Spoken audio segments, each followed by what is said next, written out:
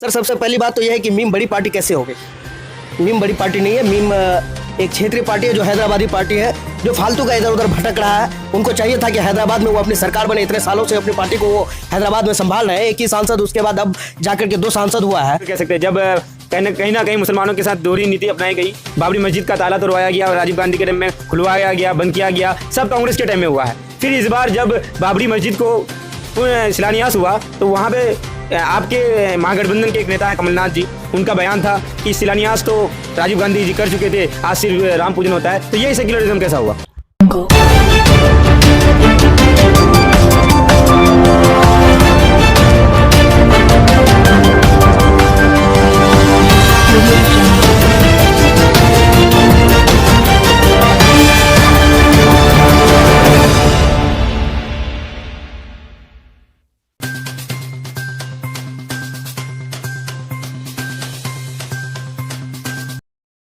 अस्सलाम वालेकुम, नमस्कार, आदाब। मैं आपका दोस्त रियाज राही और आप लोग देख रहे हैं आपका अपना चैनल अपना गांव। सभी युवा नेताओं का रिव्यू ले रहे हैं कि युवा लोग क्या चाह रहे हैं बावन विधानसभा के लेकर, और ऐसे में ओपिनियन पोल लिया जा रहा है, लोगों से मिल करके बात किया जा रहा है। तो आज हमारे साथ हैं कामरान मुअज्जम साहब, जो कि राजद से जिला मीडिया प्रभारी का भार संभाल रहे हैं। तो यहाँ पे पहली बात तो आप ये बताएं कि आप आरजेडी में कब से जुड़े हैं? जी, मैं सबसे पहले तो मैं आपका शुक्रिया अदा करता हूं कि आपने मुझे अपना गांव चैनल में वक्त दिया और हमसे मतलब आने वाला विधानसभा 2020 के सिलसिले में हमसे इंटरव्यू लेने के लिए आया। बहुत बहुत शुक्रिया आपका। और मैं तमाम व्यूअर्स से कहना ये भी चाहता हूं कि हमारा दोस्त है रियाज राही, इनके चैनल को सब्सक्राइब करें, शेयर करें और ज़्यादा से ज़्यादा देखें। आपका सवाल क्या था? फिर से आप सवाल ये कि आप आरजेडी कब ज्वाइन किए? हाँ, मैं राजद लगभग मेरा 7-8 माह हुआ राजद में जाने का। मैं इससे पहले माननीय सांसद मरहूम मौलाना असद कासमी साहब का सोशल मीडिया को लेकर के काफ़ी एक्टिव रहता था और जहाँ भी जैसे भी होता था मैं उनके लिए काम करता था। लेकिन जब हमारे हज़रत अल्लाह को प्यारे हो गए, उसके बाद हमने डिसीजन लिया और कई सारे दोस्तों की राय बनी कि आप राजद में आ जाइए। और आखिर राजद क्यों ज्वाइन किए? पहले आप कांग्रेस में रहे, मौलाना साहब के साथ रहे? जी, मैं कांग्रेस में नहीं था, बल्कि मैं मौलाना साहब के साथ था। मैं मौलाना के सपोर्टर था। मौलाना साहब जहाँ भी होते मैं उनके साथ हमेशा होता।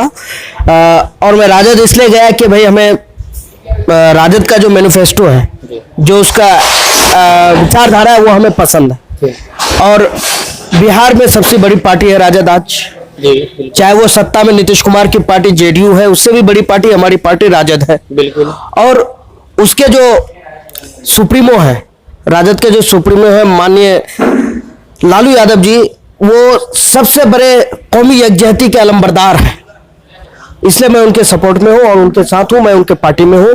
और इंशाल्लाह मैं हर मुमकिन कोशिश करूँगा कि हर तबके तक पार्टी के विचारधारा को पहुँचाने की कोशिश करूँगा और पार्टी को मजबूत करने की कोशिश करूँगा।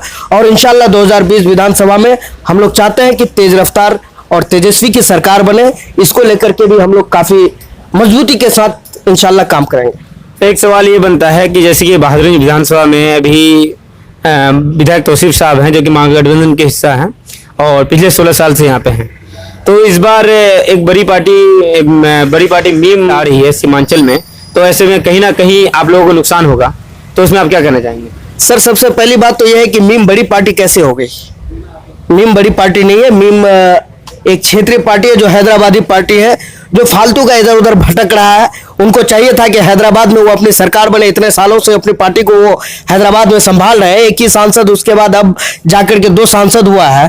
और वहाँ पे मतलब बड़ी पार्टी आप किस हिसाब से कह रहे हैं? वो बड़ी ना कहीं बड़ी पार्टी इसलिए कहा जा रहा है कि यहाँ के जितने बड़े लोग हैं, पहले जो कोई जदयू में थे, कोई जाप में थे, अदरवाइज सभी अलग अलग पार्टी में थे, लेकिन सभी बड़े लोग जाकर के अभी एमआईएम में ज्वाइन हो रहे, तो इसीलिए उसको बड़ी पार्टी कहा जाता है। देखिए, वो वक्त बताएगा कि कौन बड़ी पार्टी है, कौन क्या पार्टी है। जैसे पिछले 2019 का लोकसभा चुनाव को ले लीजिए, बहुत हल्ला था एमआईएम का, लेकिन हुआ क्या?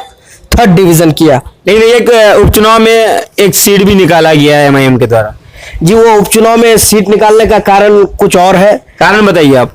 जी, वजह है कि भाई लोगों का ये है, जनता का ये है कि भाई युवा हमारे बीच जो हमारा जो प्रतिनिधित्व करेगा, हमारा जो रहनुमाई करेगा वो युवा हो, ना कि उम्र क्या दराज हो। लगता है इस बार किशनगंज का सीट एमआईएम नहीं बचा पाएगी?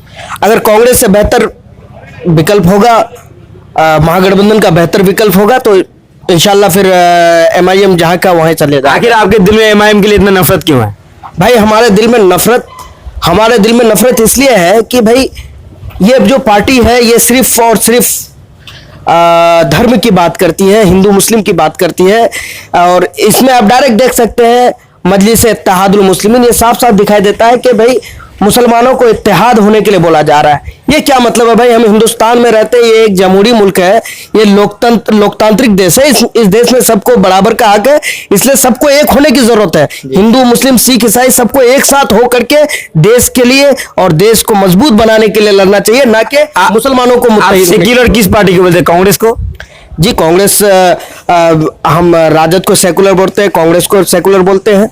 लेकिन आप कैसे सेक्युलर कह सकते हैं जब कहीं ना कहीं मुसलमानों के साथ दोहरी नीति अपनाई गई? बाबरी मस्जिद का ताला तोड़वाया गया और राजीव गांधी के टाइम में खुलवाया गया, बंद किया गया, सब कांग्रेस के टाइम में हुआ है। फिर इस बार जब बाबरी मस्जिद को शिलान्यास हुआ तो वहां पे आपके महागठबंधन के एक नेता है कमलनाथ जी, उनका बयान था कि शिलान्यास तो राजीव गांधी जी कर चुके थे, आज सिर्फ राम पूजन होता है। तो ये सेक्युलरिज्म कैसा हुआ? देखिए भाई, आपने बोला कि मतलब कांग्रेस ने ताला लगवाया, तो भाई 2014 से पहले भी तो असदुद्दीन ओवैसी के वालिद मोहतरम जो केंद्र सरकार में मंत्री हुआ करते थे वो भी कांग्रेस के साथ थे। उस समय उसको नहीं दिखाई दे रहा था क्या? उस समय सत्ता का मलाई उसको नजर आ रहा था कि मैं सत्ता में हूँ, केंद्रीय मंत्री हूँ, तो उस समय उसको कांग्रेस सेकुलर नजर आ रहा था। और जब मतलब उनको उभरनी है और अपने मतलब भाजपा के इशारे पर वो जो काम कर रही है, इसलिए अब वो कांग्रेस को कोसने लगा है, ऐसा कुछ नहीं है। तो सर इस बार विधानसभा इलेक्शन में बहादुरगंज का क्या रूपरेखा रहेगा? क्या फिर से लोग बदलाव करेंगे या फिर विधायक तो उसी भी फिर से रहेंगे? देखिए लोगों का तो मानना है कि बदलाव होना चाहिए और मेरा भी ये मानना है कि बदलाव होना चाहिए। हालांकि मैं महागठबंधन का उम्मीदवार होने के नाते हमें साथ देना चाहिए, लेकिन फिर भी हम लोगों ने, राजद वालों ने, राष्ट्रीय जनता दल, हमारे जो नेता है अभी आदरणीय तेजस्वी यादव जी, उनसे हम लोगों ने अपील किया है कि हमारा जो कैंडिडेट है उनको बदला जाए, यहाँ पे राजद का सीट दिया जाए, क्योंकि कांग्रेस की स्थिति यहाँ पे बहुत बदतर होने वाली है। इसलिए कि ये जो 16 साल जो विधायक है, ये सिर्फ और सिर्फ इनका काम एक ही रह गया है कि किसको मुखिया बनाना है, किस पंचायत से किसको चेयरमैन बनाना है, किसको प्रमुख बनाना है। ये 16 साल में कोई भी ऐसा काम नहीं किया जो मतलब एक दिखाने वाला काम हो, हमारी आने वाली जो नस्लें होंगी उसको दिखाया जाए कि ये फला विधायक का कारनामा है, ये फला विधायक काम किया है। अगर आपके विधायक अभी जो आपके महागठबंधन के विधायक है जीते हुए, अगर उसी को टिकट मिलेगा तो आप लोग क्या करेंगे? तो वो अभी वक्त आएगा चुनाव का, उसके बाद सोचा जाएगा इंशाल्लाह। उस वक्त जो भी कदम होगा बेहतर कदम होगा इंशाल्लाह। लेकिन देखा जाए कि आरजेडी के कुछ लोग एमआईएम के खेमे भी दिखा गया है जब मसूद साहब पार्टी ज्वाइन किए थे, तो ऐसे में आरजेडी के लोग मजबूत नहीं हैं। नहीं सर, आप सबूत दीजिए हमको कि कौन आरजेडी का जो मतलब एमआईएम के खेमे में कब देखा गया, वो कोई तो सबूत होगा, आप पेश कीजिए। ऐसा कुछ नहीं है, मैं तो आज तक नहीं देखा कि कोई मतलब एमआईएम के जो पार्टी का जो सदस्यता अभियान चल रहा है, जो भी पार्टी ज्वाइन करने गए उसमें हमारे राजद के लोग हैं, मुझे नजर नहीं। क्योंकि मसूद साहब आपके रिश्तेदार में आते हैं तो कहीं ना कहीं आपका उससे एक रिलेटिव होकर के एक अलग ही टच होगा, तो कहीं ना कहीं आप उनके साथ जुड़ सकते हैं, ऐसा लोग कहते हैं। देखिए मैं सियासत में रिश्तेदारी को मायने नहीं रखता हूँ। सियासत में और खास करके मुल्क और हालात, मतलब जो हमारे इलाके के हालात है उसको जो बेहतर बना सके मैं उसके साथ हूँ। चाहे वो कोई भी नेता हो मैं उसको सपोर्ट करूंगा, अगर नेता बढ़िया करेगा मैं उसके साथ हूँ। इसमें रिश्तेदार वाली कोई बात नहीं है, चाहे वो कोई भी साहब हो। और जहाँ तक हमें लगता है कि यहाँ पे जितने भी प्रत्याशी हैं सबके कुछ ना कुछ रिश्तेदार में आते हैं और बहुत करीबी भी बहुत है, बहुत कोई दूर के भी। नजरअंदाज नहीं कर सकते कि अभी इस एमआईएम की आंधी आई हुई है, इस आंधी में क्या महागठबंधन रुक पाएगी? देखिए फिर वही बात कह रहे हैं आप, एमआईएम की आंधी आई हुई है। आपने 2019 लोकसभा देख लिया, MIM की आंधी ऐसी आंधी थी कि फेसबुक में जब भी मैं खोलता था फेसबुक या जिस वक्त भी देखता था तो ओनली मीम, लेकिन ऐसा कुछ नहीं था धरातल में, वो यानी कि पूरी तरह से फेल था। और अब भी वही हाल है, बस कहने को है कि MIM वो ऐसा कुछ नहीं है। ये लड़ाई तो सिर्फ और सिर्फ महागठबंधन और NDA से लड़ाई है, ये दोनों पार्टी की लड़ाई है बस। MIM का कोई वजूद नहीं है आपका कहना? बिल्कुल कोई भी वजूद नहीं है MIM का। अच्छा, एक बात ये बताइए, आप बोले कि आपके विधायक सही नहीं है, तो विधायक जी कुछ दिन पहले जब NRC आई थी तो उनका कहना ये है कि मैंने NRC को यहाँ से रोकने का काम किया, तब जाके पूरे सीमांचल में लोगों ने आवाज उठाया। ये किस हद तक सही है? देखिए हमारे यहाँ के लोग जो ना बड़े मानूस हैं, बड़े सीधे साधे हैं। यहाँ के लोगों को माइक में भाषण देकर के आप कुछ भी बोल दीजिए, लोग मतलब ऐसा लगता है कि सही माने में विधायक है, ऐसा कुछ नहीं है। और खास करके NRC को लेकर के, CA को लेकर के सबसे पहले हम लोगों ने आवाज उठाया था। और साथ ही साथ अली हुसैन चौक शहर शाहीन बाग में हम लोगों ने लगभग मुसलसल 2 से ढाई महीना उस कड़ाके की ठंड में रात गुजारा था। और वहाँ सोता था, हम लोग सो करके वहाँ पे फिर दिन रात वही मेहनत करके लोगों को एक साथ बैठा करके लोगों को बताते थे कि भाई NRC कैसे क्या होगा, CA में क्या है, NPR में क्या है, इससे कैसे हम बच सकते हैं। इन सारी चीज़ों को लेकर के हम लोगों ने खास करके इसमें अगर कोई नेता का अगर क्रेडिट लेना चाह रहा है कोई नेता, तो नेता का कोई क्रेडिट देने का हम वो नहीं करेंगे। क्यों? क्योंकि अगर यहाँ की जनता, यहाँ की आवाम नहीं चाहती तो NRC CA का जो इतना लंबा प्रोटेस्ट हुआ ये नहीं होता। अगर आज आप मिसाल के तौर पर किशनगंज में कोई एक नेता आ जाए, किसी भी पार्टी से एक नेता आ जाए, चुनावी सभा को संबोधित करने के लिए आ रहा है, रैली को संबोधित करने आ रहा है, लेकिन वहां पर अब पब्लिक को इकट्ठा करना है, 5,000 7,000 10,000 जितना लोगों को जमा करना है, तो नेता लोग करते क्या है कि उसको पर्सनल गाड़ी भेजते हैं, फिर खाने पीने के लिए पैसा देते हैं वगैरह वगैरह, यानी इंतजाम करके देते हैं। तब जाकर के उस नेता का जो सभा होता है, जो रैली होता है, उसमें भीड़ होती है।